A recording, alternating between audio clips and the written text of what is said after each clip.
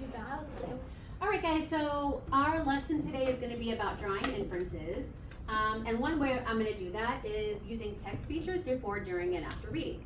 So the learning target today is making inferences before, during, and after reading. The story that we're going to read today, and the reason I had you pull out your characters' relationships booklet, is this story that starts on page 4. Okay, start on page 4, and it's called The Drive Down. Now, go ahead and leave this open on your desk, but I want to direct your attention up here for a minute because there's a couple of vocabulary words that I want to go over before we start reading. All right. There's 2 words that we're going to pay attention for in this story, and the first one is called stewing. The first word is stewing. So a definition would be, when people are stewing, they're thinking about something that angers or worries them. An example would be, the basketball player was stewing after missing an important shot. So you would use this term, for example, if, let's say yesterday on the field trip, the bus driver was late picking us up. And when he got there, he was really rude about it. So I would say, that would be an example of, so for the rest of the bus ride, I was stewing about that interaction. It was something that was on my mind. It kept going over and over again. I couldn't just move past it. It angered me. An example of something that might worry somebody is for a basketball player, just being kind of worried about it. Yeah? We're not going to write this down right now. Good question. So hang on a second. Stewing. That's okay. Hang on a second. I was going to have you guys write this down, but I do want to get through the lesson. So for now, I'll bring this back up a little bit later, and you can write these down. But for now, I'm just going to tell you what it is so that we can read the story. Okay. All right, so the second word is rambled. A person who rambles talks for a long time without having a real point. So if you ask me a question, if you say, Miss Mayberry, do we need our textbooks? And I say, well, yeah, sometimes you need your textbook, but then the textbook company sometimes doesn't get it to us in time, and teachers get very annoyed with that. And you know, when I keep going on, and you're thinking, what are you talking about? That's called, it's rambling. You guys have heard this word before, right? Rambling? No. Okay. Yeah. Who has not heard it? Never. Oh, okay. Well, to ramble means you talk and talk and talk without having a clear point.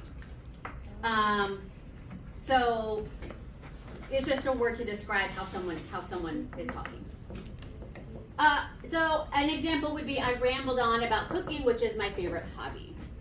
Okay, I'm going to give you a chance to write these down, but for now, let's just keep those 2 meanings in mind as we read the story.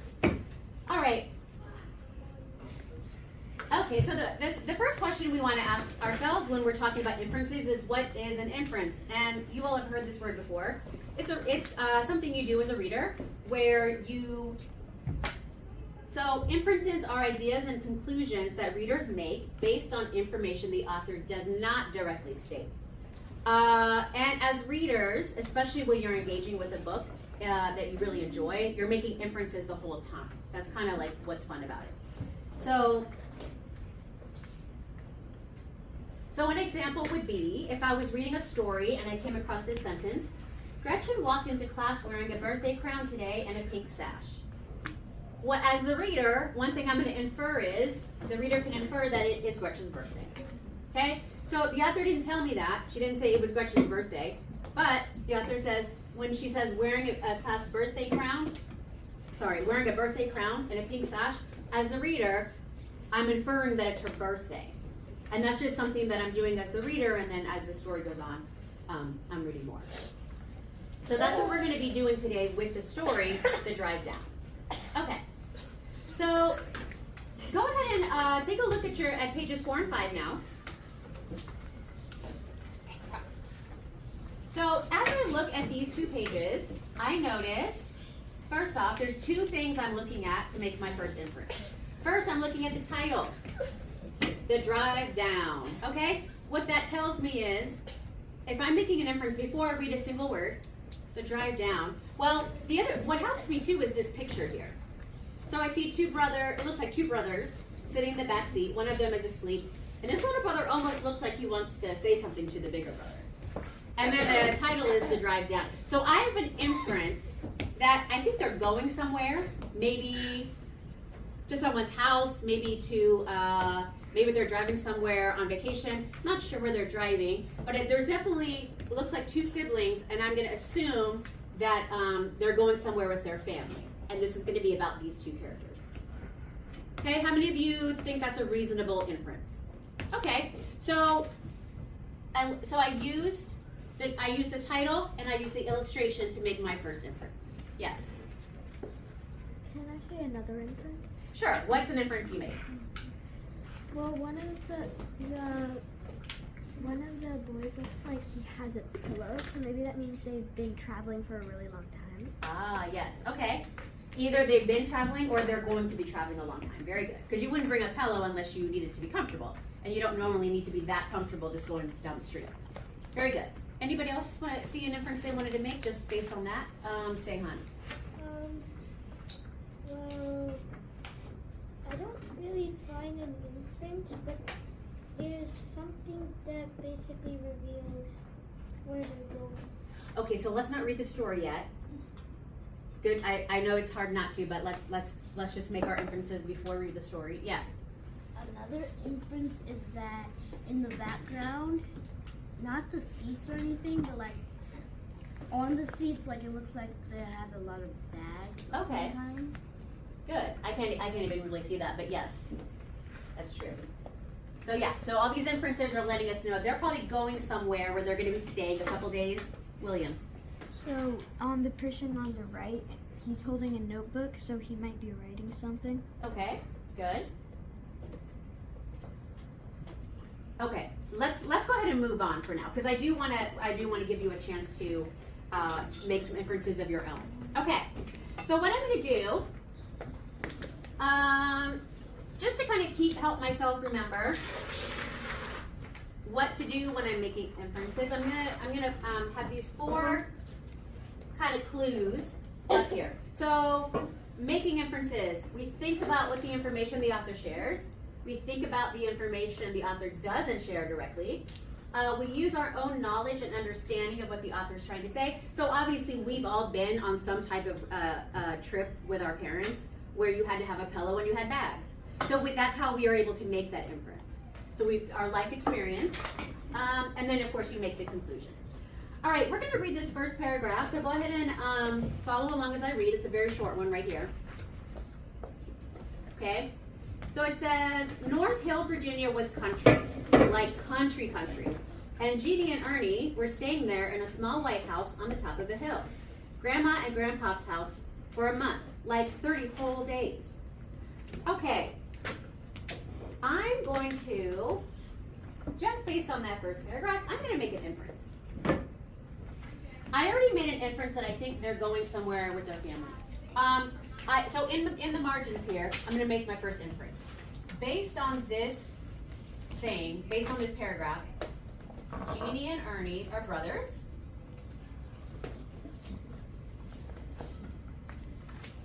Because you remember the margins of your booklet are where you want to write these notes.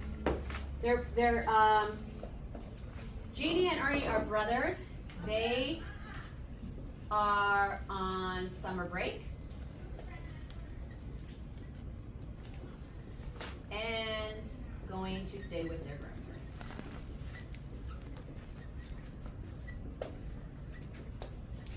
Now, do I know they're on summer break? No. But I'm going to make an inference because as a good reader, that's what I do. Okay, so the reason I think they're brothers is because it says Grandma and Grandpa's house. Okay, so so they share a grandma and a grandpa. That would make them brothers. And the reason I infer that it's summer break is because it's for a month, and typically parents aren't going to pull their children out of school for an entire month, unless it's on a school break. So just based on that little section of the text, I made an inference. So if you would like to write down why don't you guys go ahead and write this down in the margin of your text too? Because in just a minute, I'm going to have you do the same thing, but with a different paragraph.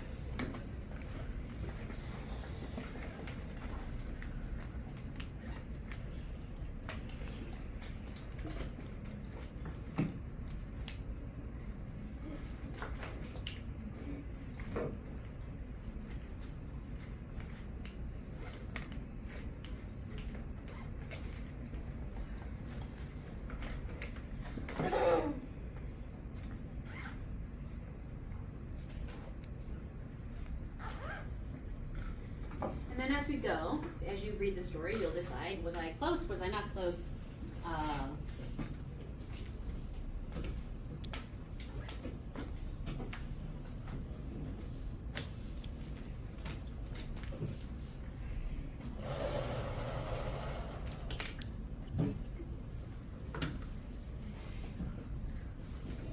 Now, as you're writing, I want us to think about what is the purpose of making inferences. So I want you, when you're done, I want you to think about that question, and if you have an answer, I'd like to hear it. What is the purpose of doing this?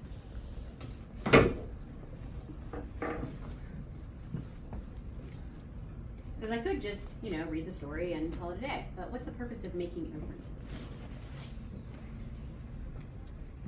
No, you would write it on the margin on this side. Yeah, because that's paragraph 1. Anybody want to take a guess? Livia, what's the purpose of making inferences? To like guess what's gonna happen in the story and maybe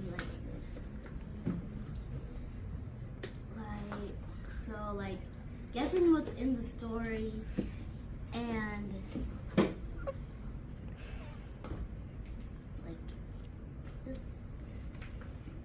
It sounds like you're saying predicting a little bit. Yeah. Okay.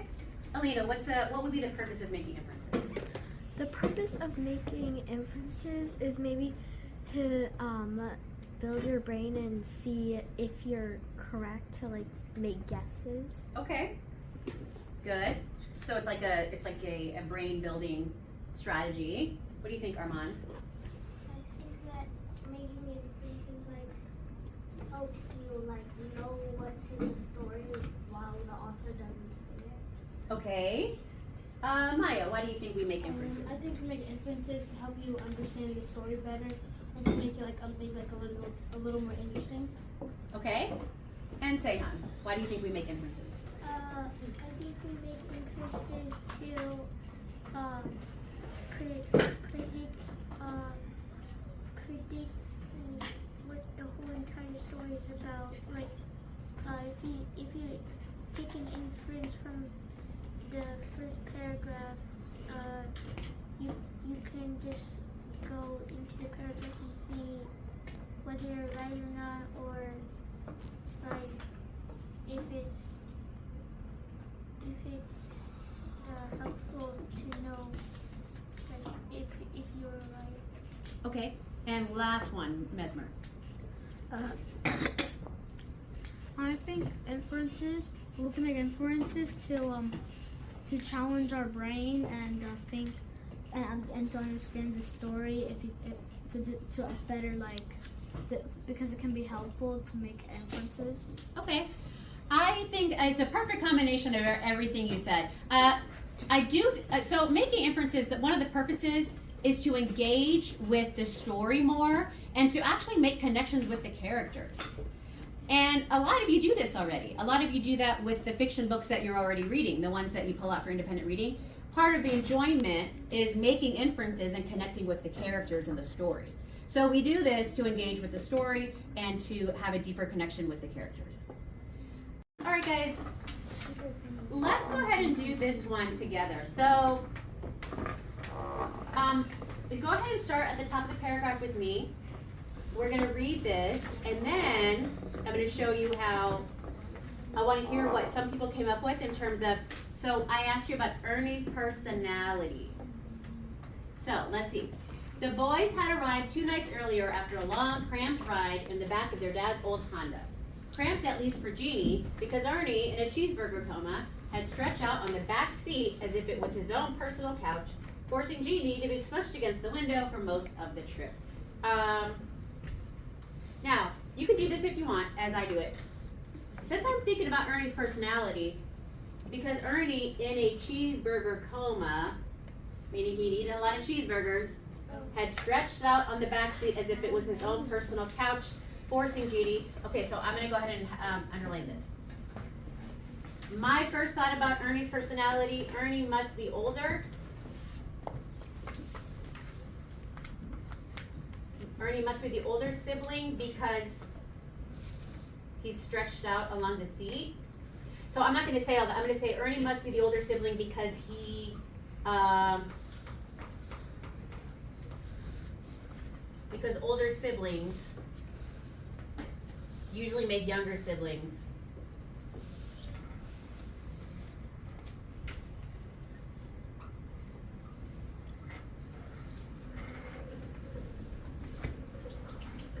I'm going to say suffer, just for the lack of time. Okay.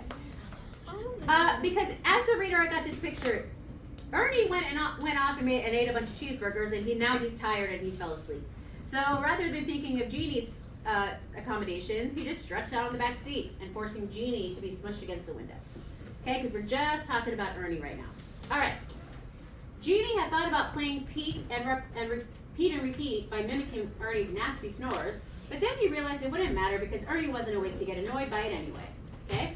And that was the whole point of that game. So to take his mind off the discomfort of being trapped under Ernie's legs, stewing, there's that word, stewing, so he's not happy right now, in this thick silence between his folks who had managed to not talk to each other for over the past 4 hours, Jeannie flipped through the pages of his notebook where he kept his best questions. Some had already been answered and some were still mysteries. He landed on one that he had totally forgotten about, number 389. Do honey badgers eat honey? Then tried telling his parents about how he'd read on the internet that honey badgers actually do eat honey, and how many of them have been stung to death by bees because they wanted honey from the hive so bad.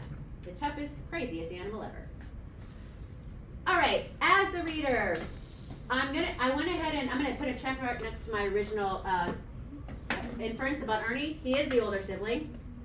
And he did, and so in terms of his personality, I'm going to say he's a little selfish.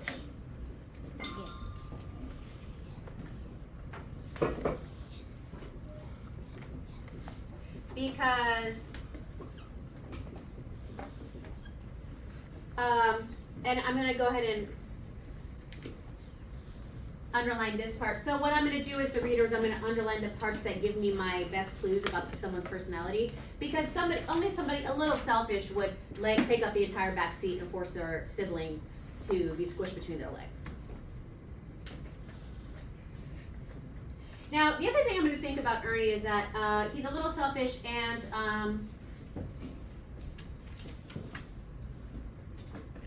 maybe he doesn't have the best, he doesn't make the best choices.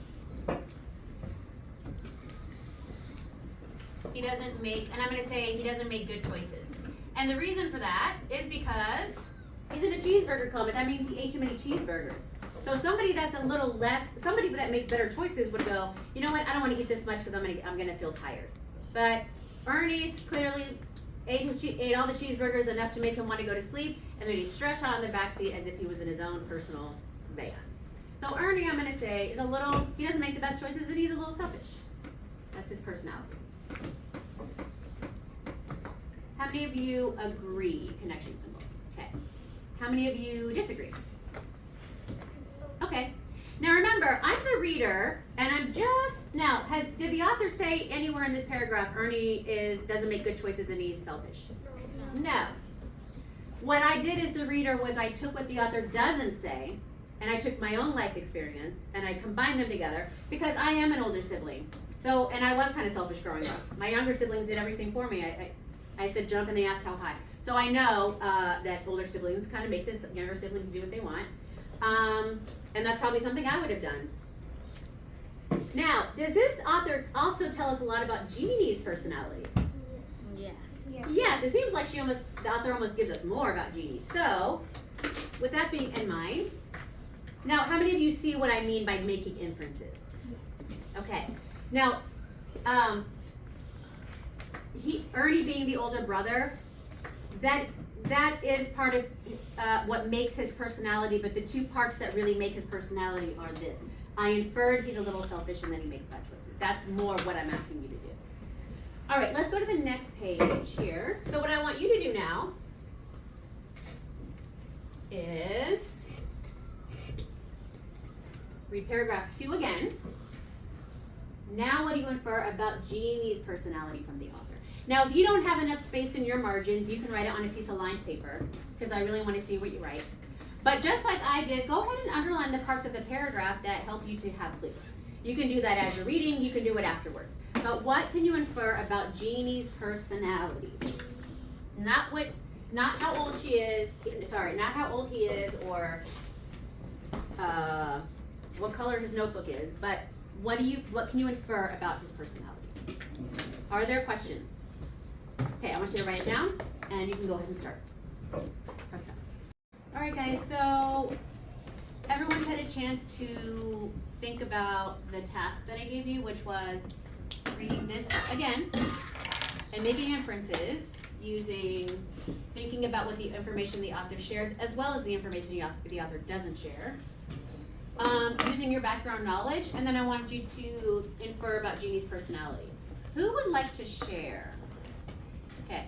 What I'm going to have you do is come up and on the part where, because I also told you to underline or highlight the parts that helped you to make that inference, when I call on you, come take the marker and underline the parts of that paragraph that helped you make your inference. Let's start with Olivia. Remember, we're talking about Jeannie now.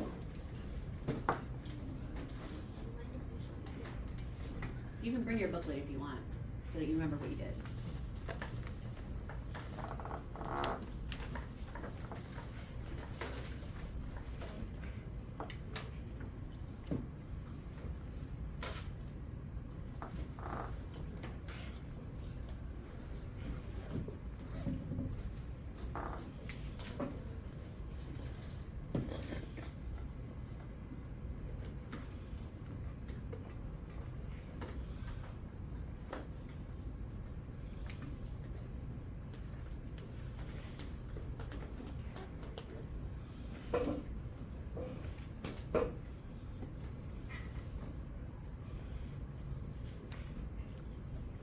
Okay, let's start with the first one. What does Jeannie, so you underline Jeannie had thought about playing Pete and repeat by mimicking Ernie's nasty snores. What does that tell you about Jeannie's personality? That he likes annoying his big brother and he likes playing tricks on him. Okay, good. I'll take this. Okay, so is it, a lot of people when I walked around, Jeannie likes to play tricks on his older brother.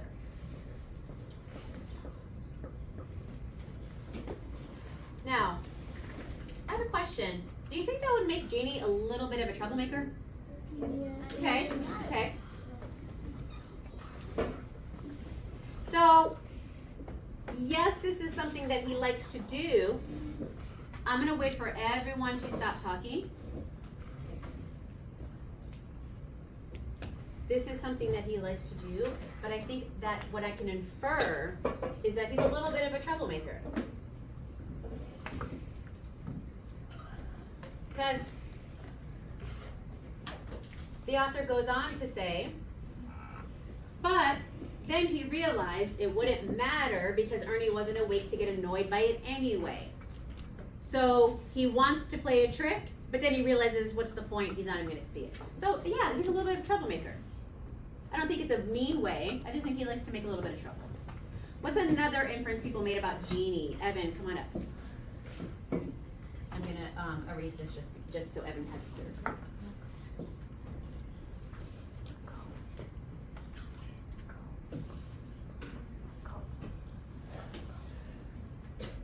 Okay, what inference did you make? You underline Jeannie, flip through the pages of his notebook where he kept his best questions. Perfect. Hey, he must be curious. Is it fair to say Jeannie is a curious person? Okay. Okay, thank you. You can sit. Because I consider myself curious, but I don't have a notebook where I record my best questions, so he must be very curious. Is it fair to say he might be smart? Yeah, because the thing is, usually people who are curious like that, and literally to the point where they'll write down questions in their notebook, they're usually smart. So another thing I'm going to say is probably smart. He's probably smart. Okay, Maya, why don't you come up and show us one last one?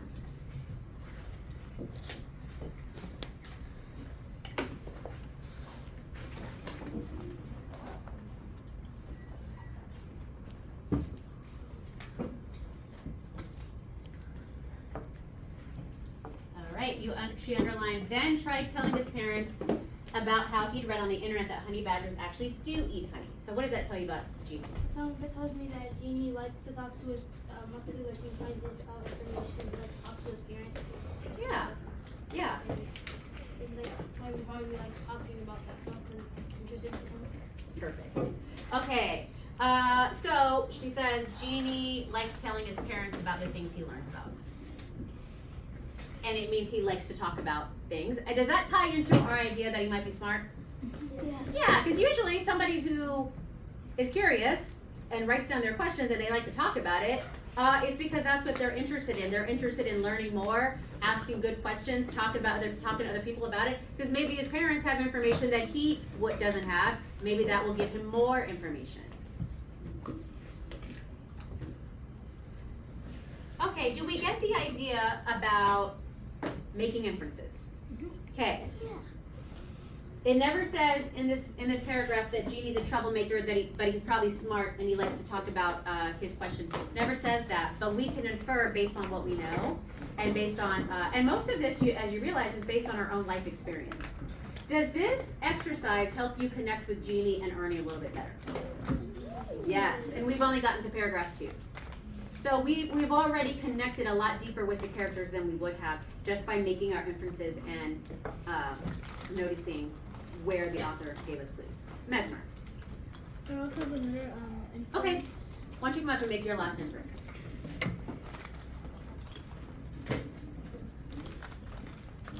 Maya, please sit down.